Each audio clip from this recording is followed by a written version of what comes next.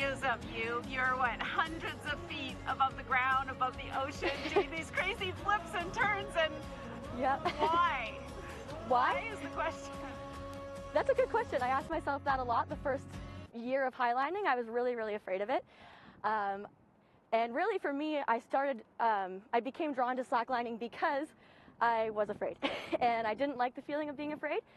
I wanted to be able to do what I saw all the other cool kids doing. You're from Milton? I am from Milton, And now where do you travel to compete? Like this is a sport, competitive sport? It is, and it's a fairly new sport. So there's only been one other World Cup, and that was 2 years ago. The next one is going to be this July. You get a chunk of time to do your best to qualify, and then the rest of the competition is in a battle format.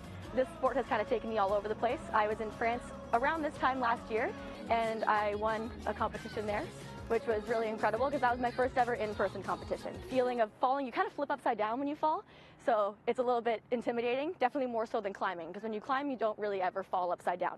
So that was a bit of a mental block for a while.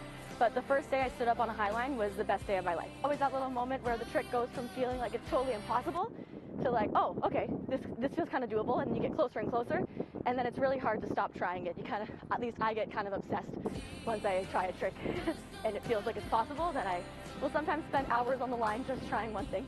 Well, she has already qualified for the World Championships happening this year in Switzerland in July. In Burlington, Audra Brown, City News.